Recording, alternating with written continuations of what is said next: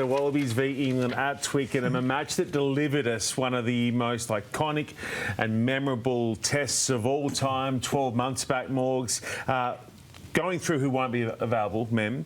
No Lenny, no Tommy Hooper and no JOC. So they're all doing their thing with their English Prem teams. How does that change the conversation for this game against the Boardwicks men?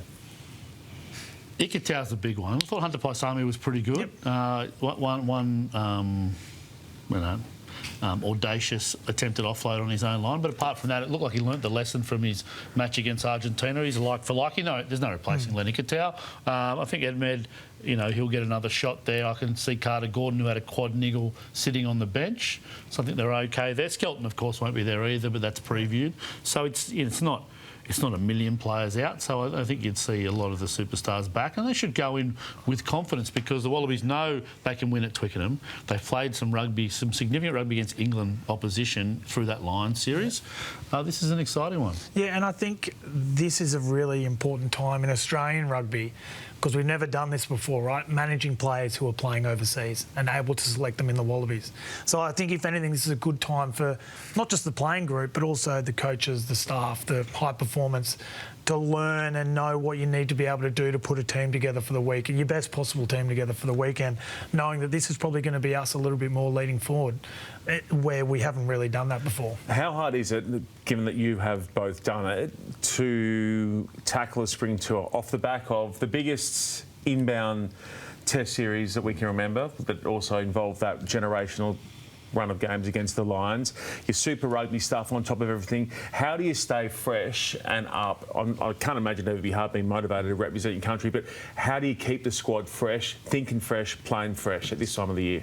Well, you got to make a narrative around it, I think, and I think the playing group's really important as well. Because you played a lot of footy through the year. It's the last sort of 4 or 5 games of the year. You've got to make sure that you're managing the starting players, the bench, the players that aren't involved that weekend.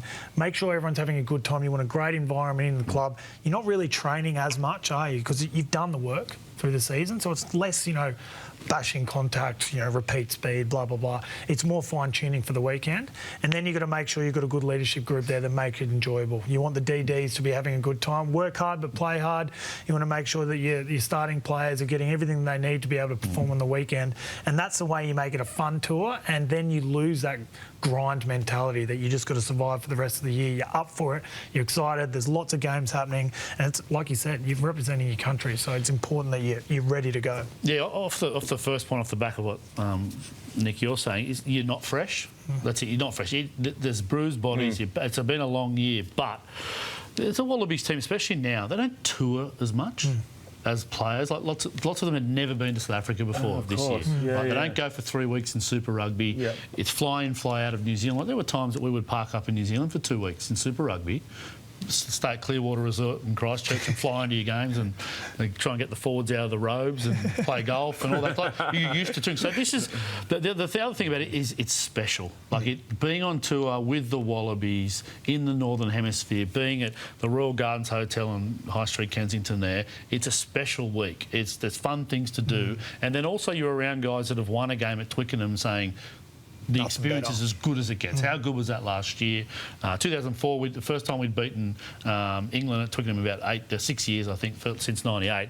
And the celebration in the bars and the change of Twickenham, it's something as a group you never forget. You go and play in Paris. You're playing at the old Lansdowne Road. Or you're playing at Croke Park. Each week, especially, they're going to go and play in the far east of Italy at a stadium the Wallabies have never played at, a big football stadium in Udinese's home ground.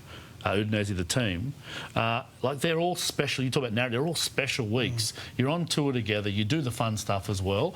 I think getting up for it is the easy thing because you want to create special memories. And when you look back on your career at the end, having done things together overseas in the north, you're always talking about those spring tours.